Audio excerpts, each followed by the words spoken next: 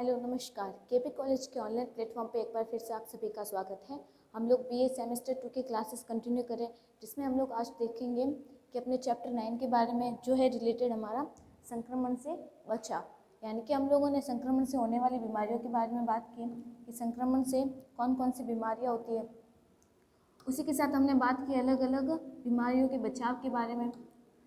और आज हम लोग देखेंगे जितने भी प्रकार की बीमारियां हैं उनका संक्रमण से बचाव किस तरीके से किया जाता है। तो आइए शुरू करते हैं अपनी क्लास। सबसे पहले हम लोग देखते हैं कि संक्रमण से बचाव और उसकी रोकथाम में क्या क्या हम लोग उपयोग कर सकते हैं। इसमें कुछ इंपॉर्टेंट पॉइंट्स दिए गए हैं, उनके बारे में बात करते हैं। सबसे पहला पॉइंट है भोजन में कीटाणु हो सकते हैं, यानी कि भोजन में अगर कीटाणु उपस्थित हैं, कोई भी भोजन विशेषकर कच्चा मांस बनाते समय बार बार हाथ, बर्तन और सतह धोए। फलों और सब्जियों को हमेशा धोए। भोजन का उचित तापमान, यानी कि उसका जो प्रॉपर टेम्परेचर है उसी पे उस भोजन को पकाएं और उसी टेम्परेचर पे रखें। खाना बाहर ना छोड़े, तुरंत फ्रिज में रखें। यानी कि किसी भी संक्रमण से बचाव के लिए, हम बीमारियों से बचे रहें, इसके लिए हमें सबसे पहली बात ध्यान में रखनी होती है वो है भोजन की। जितना हो सके ढके हुए भोजन का उपयोग करें, स्वच्छ भोजन और स्वस्थ भोजन का उपयोग करें। इसके लिए हम लोग क्या कर सकते हैं, जो लोग नॉनवेज का उपयोग करते हैं, यानी कि जो लोग नॉनवेज वगैरह खाते हैं, उन्हें क्या करना है, बार बार अगर वो नॉनवेज पका रहे हैं तो बार बार अपने हाथों को साफ रखें और साफ बर्तनों का उपयोग करें। और अगर हम फल सब्जियों का उपयोग कर रहे हैं तो उन्हें हमेशा धो के उपयोग में लें। और भोजन पका रहे हैं तो उसका जो निश्चित तापमान है उसी तापमान पर उसे पकाएं और पकने के बाद वापस उसे ढककर रखें। फिर उसके बाद हम लोग दूसरा ले सकते हैं, कीटाणुओं को फैलने से रोकने के लिए सबसे महत्वपूर्ण स्वस्थ आदतों में से एक है अपने हाथों को साफ रखना। हमारे हाथों में कीटाणु हो सकते हैं, इसलिए उन्हें बार बार धोना ज़रूरी है, भले ही वे गंदे न दिखे। यानी कि अगर हम कुछ भी काम कर रहे हैं तो कहीं भी हमारा हाथ टच हो रहा है तो वहाँ पे कुछ ना कुछ जो माइक्रो ऑर्गेनिज्म होते हैं, जो हम कहते हैं उन्हें सूक्ष्म जीव, उसमें जो सूक्ष्म जीव उपस्थित होते हैं वो हमें दिखाई नहीं देते।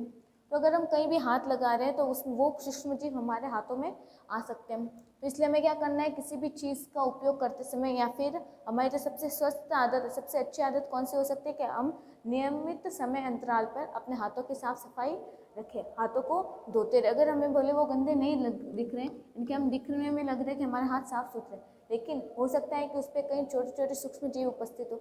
इसलिए हमें समय समय पर क्या करना है, हमारे हाथों की सफाई करना ज़रूरी है।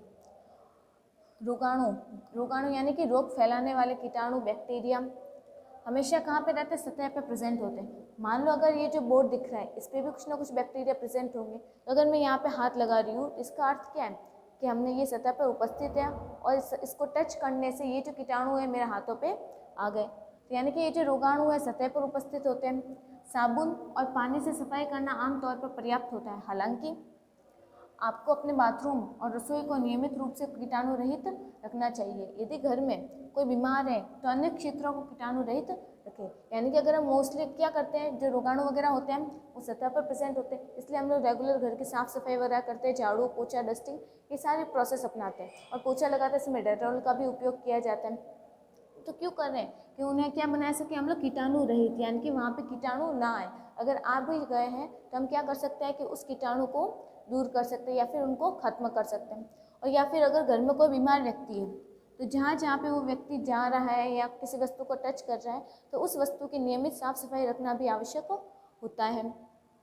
यदि आप बीमार हैं तो हमारा खांसने या फिर चीखने पर मुंह से निकलने वाली हवा में रोगाणु हो सकता है। या फिर हमने क्या किया, खांसी की छींकने पर जो रोगाणु थे हमने मुंह पे हाथ नहीं रखा या फिर रुमाल नहीं रखा, तो वो जो रोगाणु है हवा में मुक्त हो गए। अगर हवा में मुक्त हो गए तो आसपास अगर कोई स्वस्थ व्यक्ति है तो हवा के माध्यम से वो रोगाणु उस व्यक्ति के शरीर में भी जा सकता है।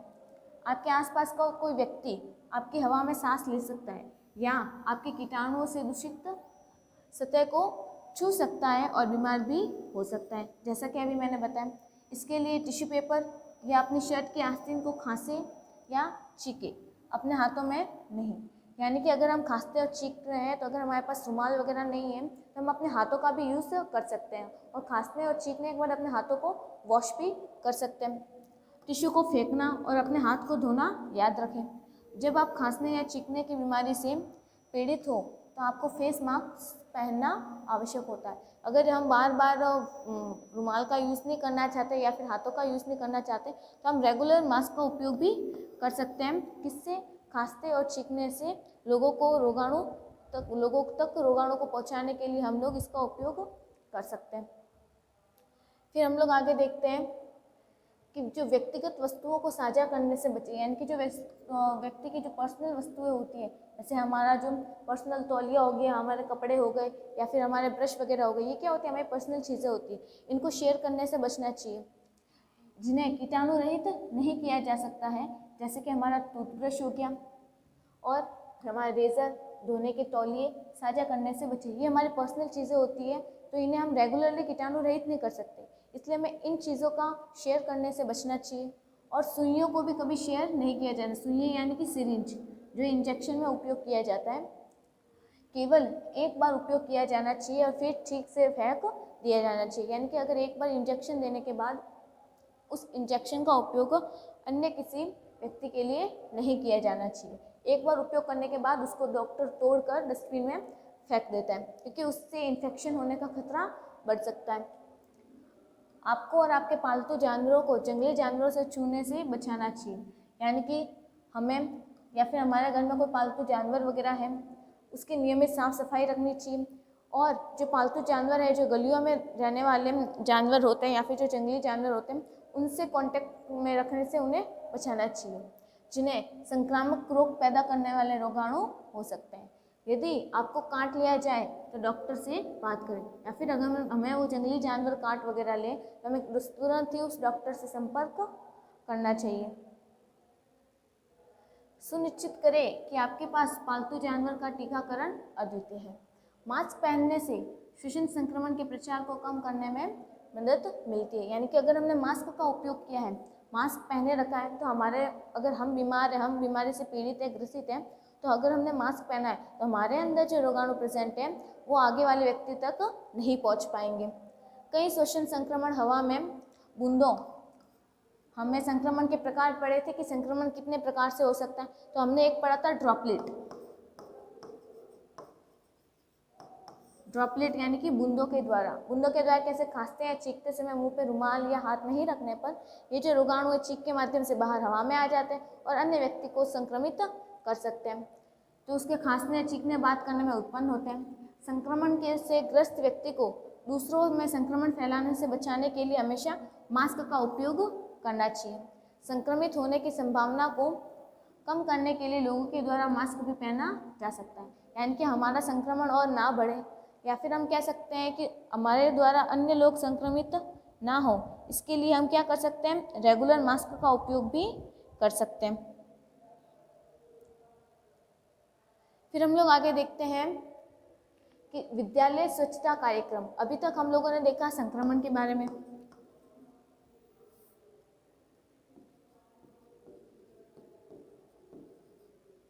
संक्रमण से होने वाले रोगों के बारे में,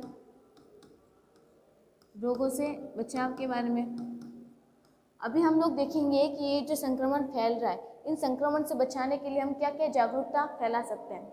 अब कौन कौन सी जागरूकता में सबसे पहले हम लोग देखते हैं विद्यालय स्वच्छता कार्यक्रम, यानी कि विद्यालयों में होने वाले जो स्वच्छता कार्यक्रम होते हैं उनके लिए हम लोग क्या कर सकते हैं।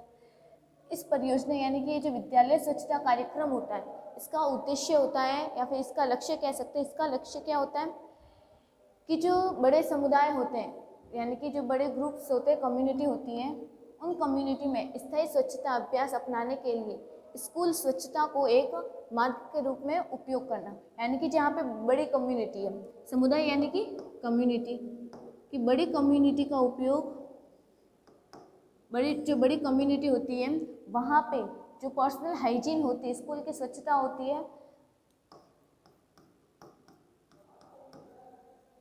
पर्सनल हाइजीन के बारे में और जो कम्युनिटी की अवेयरनेस होती है,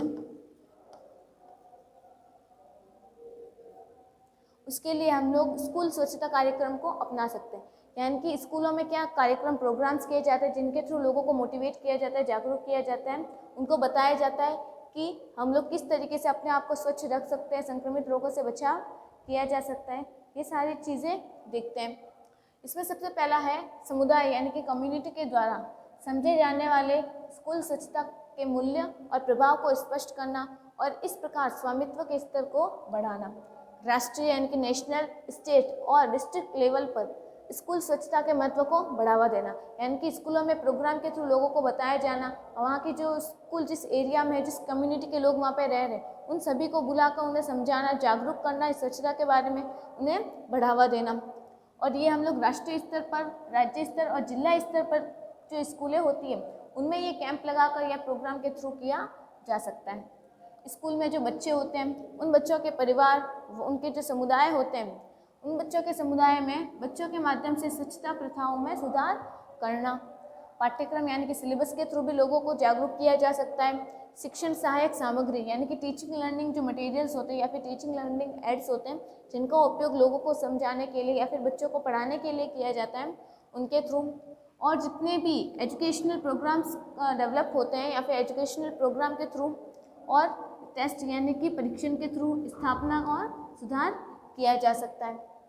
स्कूलों में पानी, स्वच्छता संबंधी जो सुविधाएं होती है कि स्थिरता में परिवार और समुदाय की भागीदारी को बढ़ावा देना, यानी कि स्कूल में जो पानी की व्यवस्था की जाती है यानी कि टंकी की, नल की और स्वच्छता संबंधी सुविधाएं, बाथरूम्स एंड टॉयलेट्स की सुविधा करना, ये किन के थ्रू की जा सकती है, यानी कि वहाँ बच्चों के जो परिवार हैं, परिवार के द्वारा या फिर वहाँ के समुदाय के द्वारा वहाँ उस स्कूलों में पानी की व्यवस्था, जो सुविधाएं की जाती है, स्वच्छता संबंधी सुविधाओं की व्यवस्था भी की जा सकती है। कक्षा की स्वच्छता के लिए विद्यालय की स्वच्छता का एक महत्वपूर्ण पहलू है, यानी कि अगर हर एक कक्षा स्वस्थ रहेगी या फिर हर एक जो कक्षा है वो क्लीन रहेगी, स्वच्छ रहेगी, तो विद्यालय ऑटोमेटिक क्या रहेगा, स्वच्छ रहेगा। स्वच्छ और व्यवस्थित कक्षाएं अनुकूल शिक्षण, फेवरेबल टीचिंग वातावरण में योगदान करते हैं, यानी कि अगर आसपास का वातावरण क्लीन होता है, स्वच्छ होता है, तो बच्चों के द्वारा पढ़ने में मन लगता है और ऑटोमेटिक जो फेवरेबल कंडीशन होती है पढ़ने में वो बनने लगती है। नियमित सफाई यानी कि रेगुलर क्या होनी चाहिए, सफाई होनी चाहिए। उचित अपशिष्ट का निपटान यानी कि जो डेली का कचरा होता है उसका सही जगह निपटान होना चाहिए। और अव्यवस्था मुक्त स्थानों को बनाए रखने से एक स्वागत या फिर हम लोग कह सकते हैं स्वस्थ योग्य माहौल बन सकता है, जो छात्रों का ध्यान और जुड़ाव बढ़ाता है। यानी कि अगर बच्चों को पढ़ने के लिए प्रॉपर अच्छे से स्वच्छ क्लासरूम मिल रहा है, अगर सारे क्लासरूम बढ़िया है तो स्कूल का एनवायरनमेंट अच्छा रहेगा। अगर स्कूल का एनवायरनमेंट अच्छा रहेगा तो बच्चों का मन पढ़ने के लिए ऑटोमेटिक लग जाएगा, उनका ध्यान पढ़ाई में और जुड़ जाएगा। इसके लिए हम लोग क्या कर सकते हैं, स्कूलों में स्वच्छता कार्यक्रम कर सकते हैं। फिर हम लोग आगे देखते हैं कि हम लोग ग्रामीण स्वच्छता अभियान भी चला सकते हैं। अभी हम लोगों ने देखा संक्रमण से बचाव के लिए स्कूलों में प्रोग्राम के थ्रू हम लोग बता सकते हैं लोगों को। अभी हम लोग ग्रामीण के लोगों में स्वच्छता अभियान के थ्रू भी जागरूक कर सकते हैं। और ये जो ग्रामीण स्वच्छता अभियान है इसका उद्देश्य होता है कि जो ग्रामीण के एरिया में है, ग्रामीण यानी कि लोकल एरिया में, गाँव के एरिया में जो स्वच्छता कवरेज है उनको बढ़ावा देना। यानी कि गाँव के एरिया आजकल ऐसे हैं, आज के भी टाइम में जो गांव के एरिया होते हैं वहाँ पे ज़्यादा साफ़ सफाई नहीं होती। हो सकता है कि अभी कुछ एरियाज डेवलप हो रहे हैं, लेकिन आज भी कुछ गांव ऐसे हैं जहाँ पे स्वच्छता को इतना ध्यान नहीं दिया जाता है। तो उन लोगों को और ज़्यादा जागरूक करने के लिए हम लोग ग्रामीण स्वच्छता अभियान को चला सकते हैं। सरकार से यह मांग आधारित पदोन्नति करने की अपेक्षा करने के बजाय सुविधाएँ प्राप्त करने के लिए लोगों में दबाव उत्पन्न करें। यानी कि हमें सरकार से क्या मांग करनी चाहिए, स्वच्छता की मांग करनी चाहिए कि हम लोगों को स्वच्छता के लिए जो सुविधाएं हैं वो प्रोवाइड कराओ, ना कि हमें क्या करनी चाहिए अपनी पदोन्नति के लिए। यानी कि हमें पैसों की मांग ना करके हमें क्या करनी है, सिर्फ अपनी सुविधाओं की मांग को करना है। यह सुनिश्चित करने के लिए गहन शिक्षा और जागरूक अभियानों यानी कि जागरूकता अभियानों पर ध्यान केंद्रित करना चाहिए, जिससे कि लोग क्या हो सके, सुरक्षित स्वच्छता कार्यक्रम को समझें। यानी कि हमें क्या करना है, गहन शिक्षा को बढ़ावा देना है। गहन शिक्षा को बढ़ावा देने के साथ साथ लोगों में जागरूकता अभियान चलाना है, जिससे लोग सुरक्षित रहे और स्वच्छता को भी समझ सकें। फिर है कि योजना को, ये जो ग्रामीण स्वच्छता अभियान की योजना है यह ग्रामीण परिवारों से आगे बढ़ के ग्रामीण स्कूलों, नर्सरी स्कूलों तक पहुंचानी चाहिए। फिर यहाँ से अच्छी स्वच्छता प्रथाओं को बढ़ावा देने पर जोर दिया जाना चाहिए। लागत प्रभावी और उपयुक्त प्रौद्योगिकियों को बढ़ावा देना चाहिए, यानी कि स्वच्छता को बनाए रखने के लिए हम अच्छी लागत लगाकर प्रभावी यानी कि इफेक्टिव और उपयुक्त प्रौद्योगिकी यानी कि जो टेक्नोलॉजी होती है उसका उपयोग कर सकते हैं। उपरोक्त सभी के माध्यम से ग्रामीण क्षेत्रों में हम लोग स्वास्थ्य और जीवन की गुणवत्ता में सुधार ला सकते हैं। यानी कि अगर हम ये सारे पॉइंट्स को पढ़ेंगे, इनका ध्यान करेंगे, तो हम लोग जो ग्रामीण क्षेत्र होते हैं उसमें स्वास्थ्य को बढ़ावा दे सकते हैं, वहाँ के जो जीवन है उनकी जो क्वालिटी होती है उसमें सुधार कर सकते हैं। फिर हम लोग आगे देखते हैं विश्व स्वास्थ्य संगठन, यानी कि अभी तक तो हम लोगों ने बात की थी जो सिर्फ एक गाँवों के बारे में, यानी कि गाँवों में, स्कूल में हम लोग किस तरीके से स्वच्छता को बढ़ावा दे सकते हैं। लेकिन अगर हमें पूरे वर्ल्ड की बात करनी हो, अगर हम ओवरऑल पूरे वर्ल्ड की बात करें, तो पूरे वर्ल्ड की बात करने के लिए एक संस्था बनाई गई है जिसका नाम है वर्ल्ड हेल्थ ऑर्गेनाइजेशन। इसका काम होता है कि स्वास्थ्य के लिए संयुक्त राष्ट्र का विशेष संगठन है। कौन? यानी कि संयुक्त राष्ट्र, यानी कि विश्व के जितने भी राष्ट्र हैं, जितने भी कंट्रीज़ हैं, उन सभी कंट्रीज़ ने क्या बनाया? WHO, विश्व स्वास्थ्य संगठन का निर्माण किया कब? 1948 में, जिसका मुख्यालय कहाँ है? जिनेवा, स्विट्जरलैंड में इसका मुख्यालय यानी कि इसका हेड ऑफिस है। और इस संगठन में 194 सदस्य राज्य और 150 देश कार्यालय है और 6 क्षेत्रीय कार्यालय है। यह एक अंतर सरकारी संगठन है जो अपने सदस्य देशों के साथ आमतौर पर उनके स्वास्थ्य मंत्रालयों के माध्यम से सहयोग करता है। यानी कि ये जो विश्व स्वास्थ्य संगठन है यह कहाँ पे बनाया गया? यह जिनेवा, स्विट्जरलैंड में इसका हेड ऑफिस है। आज के टाइम में इसमें 150 देश जुड़े हुए हैं इस WHO से। जो क्या काम करता है? जितने भी देश इससे जुड़े हुए हैं, जितने भी स्टेट इनसे जुड़े हुए हैं, उन सभी के जो हेल्थ मंत्रालय होते हैं, हेल्थ मिनिस्टर वगैरह होते हैं, उनसे कांटेक्ट में रहते हैं और उनको फैसिलिटी प्रोवाइड करवाते हैं। अब ये जो WHO है ये क्यों बनाया गया, यानी कि इसको बनाने का, इसका संगठन करने का क्या लक्ष्य रखा गया? तो इसका लक्ष्य था कि अंतर्राष्ट्रीय स्वास्थ्य देखभाल में सर्वोच्च प्राधिकारी की भूमिका ग्रहण करना। यानी कि जो अंतर्राष्ट्रीय स्वास्थ्य देखभाल है, यानी कि इंटरनेशनल लेवल पर हेल्थ का ध्यान रखा जाता है। जैसे कोरोना महामारी आई थी, कोरोना आया था, तो कोरोना के टाइम जो गाइडलाइन जारी की जा रही थी वो किसके थ्रू की जा रही थी? WHO के थ्रू की जा रही थी। कोरोना ओवरऑल सभी कंट्रीज़ में फैल गया था। सभी कंट्रीज़ में जब कोरोना फैला हुआ था तो ये जो WHO के थ्रू गाइडलाइन जारी की जाती थी वही हमें बताती थी हमें कौन से समय में कौन सा स्टेप रखना है या फिर किसको बढ़ावा देना है, क्या काम करना है, हम किस तरीके से घर में रहकर भी कोरोना से बच सकते हैं। ये सारी गाइडलाइन कौन जारी करता था? WHO। क्योंकि अगर एक साथ सभी देशों में, पूरे विश्व में कोई बीमारी फैल रही है तो उस पर कंट्रोल WHO के थ्रू किया जाता है। स्वास्थ्य सेवा के क्षेत्र में तकनीकी सहयोग को प्रोत्साहित करना, यानी कि जो हेल्थ फील्ड होता है को बढ़ावा देना। हम क्या नई नई टेक्नोलॉजी का उपयोग कर सकते हैं मेडिकल फील्ड में, हेल्थ में सुधार के लिए। जो स्वास्थ्य की सेवाएं होती हैं उनको बेहतर बनाने में विभिन्न सरकारों की मदद करना, यानी कि जितने भी कंट्रीज़ की गवर्नमेंट जुड़ी हुई है इनसे, वो सब अपने मेडिकल फील्ड को, अपने मेडिकल क्षेत्र को किस तरीके से और बेहतर बना सकती है, इसके लिए वो उनको क्या करती है? मदद करती है। सरकारों के अनुरोध या फिर उनकी परमिशन पर संकटों में पर्याप्त तकनीकी सहायता और आवश्यक राहत प्रदान करना। जैसे कि अभी मैंने कोरोना का एग्जाम्पल दिया था, तो वो बीमारी सब जगह थी, सभी सरकारों पे थी, तो उस समय वो क्या कर रहे थे? पर्याप्त टेक्निकल मदद कर रहे थे और आवश्यक राहत भी प्रदान कर रहे थे। फिर है जो महामारी, स्थानिक और जो अन्य बीमारियों की रोकथाम और नियंत्रण पर प्रयास शुरू करना और जारी रखना। यदि आवश्यक हो तो संयुक्त राष्ट्र के बाहर और अन्य अंदर विशेष जो एजेंसियां काम करती हैं इनके साथ साथ उसमें सहयोग से पोषण, आवास सुविधाएं, स्वच्छता, क्लीनिंग, एंटरटेनमेंट, इकोनॉमिक, कामकाजी परिस्थितियों और पर्यावरणीय स्वच्छता के अन्य क्षेत्रों में सुधार को प्रोत्साहित करना। यानी कि इनका काम क्या है? स्वच्छता का ध्यान रखना, एंटरटेनमेंट, इकोनॉमिक स्थितियाँ होती हैं उनको मेंटेन करना, या फिर जो पर्यावरणीय स्वच्छता होती है यानी कि ओवरऑल एनवायरनमेंट की जो क्लीनिंग होती है उन पे ध्यान रखना, उनके पर्सनल हाइजीन का ध्यान रखना। वैश्विक जैव चिकित्सा और स्वास्थ्य सेवा अनुसंधान को प्रोत्साहित करना, यानी कि ये क्या करते हैं? इंस्टीट्यूट बनाते हैं, किनसे रिलेटेड? हेल्थ से रिलेटेड। यानी कि हम लोग आज के टाइम में हेल्थ को, मेडिकल फील्ड को और किस तरीके से ज़्यादा इनोवेटिव बना सकते हैं, उसमें ये लोग क्या करते हैं? उन्हें मोटिवेट करते हैं। हेल्थ की देखभाल, चिकित्सा, और इनसे संबंधित जो व्यवसाय में जो टीचिंग दी जाती है, उच्च शिक्षण दिया जाता है और जो ट्रेनिंग दी जाती है उनमें बढ़ावा देना। जैविक, फार्मास्यूटिकल यानी कि मेडिकल जो मेडिसिन होती है उनसे रिलेटेड और जितने भी अन्य संबंधित वस्तुएं होती है उनके लिए विश्वव्यापी मानक विकसित करना और नैदानिक प्रक्रियाओं का मानकीकरण करना। मानसिक स्वास्थ्य में पहल को प्रोत्साहित करना। यानी कि अगर हम ओवरऑल देखें तो इनका काम क्या है? इनका काम है कि जितने भी देश इनसे जुड़े हुए हैं इन सभी देशों के स्वास्थ्य चिकित्सा को बढ़ावा देना, उनका देखभाल में ध्यान रखना और हम देखें तो उनको टेक्नोलॉजी में और किस तरीके से आगे बढ़ा सकते हैं, नए नए इनोवेशन क्या कर सकते हैं, इन सभी के बारे में चर्चा का ध्यान रखा जाता है WHO के द्वारा। फिर हम लोग देखें इंडिया और WHO, यानी कि अब इसमें टोटल 150 कंट्रीज जुड़ी हुई है, 150 देश जुड़े हुए हैं। इस 50 देशों में से जो हमारा भारत है, हमारा जो इंडिया है, उसका WHO के साथ संबंध किस तरीके से है? 12 जनवरी 1948 को भारत विश्व स्वास्थ्य संगठन का सदस्य बना। यानी कि भारत WHO के साथ कब जुड़ा?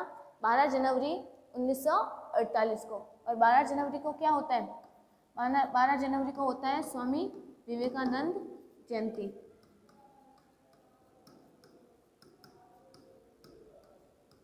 स्वामी विवेकानंद जयंती के दिन यानी कि स्वामी विवेकानंद के जन्मदिन के दिन भारत WHO का सदस्य बना था।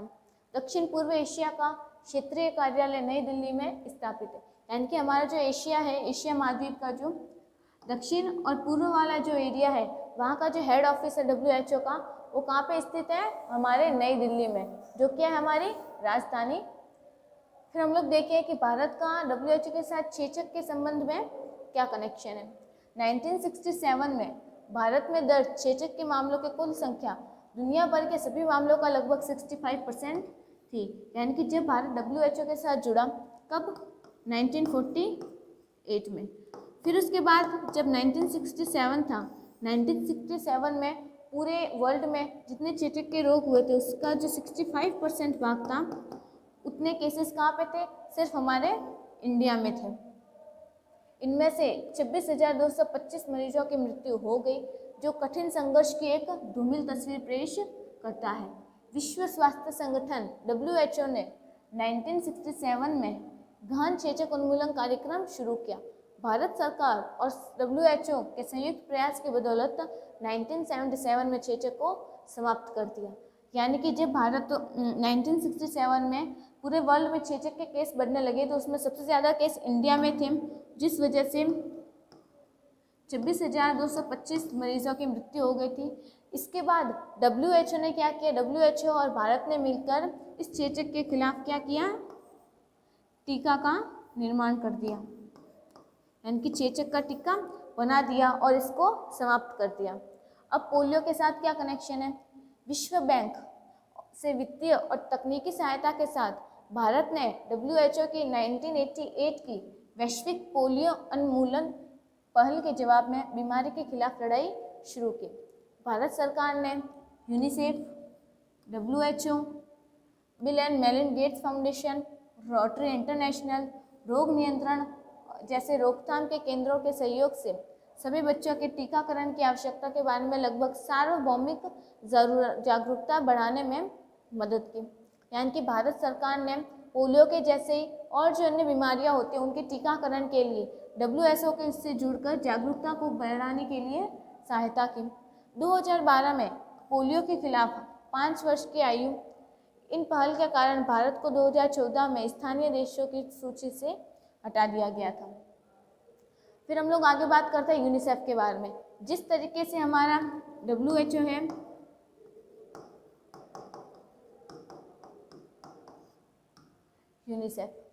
यूनिसेफ एक संयुक्त राष्ट्र एजेंसी है जो दुनिया भर में बच्चों के अधिकारों को बढ़ावा देने और उनकी सुरक्षा के लिए कार्य करती है।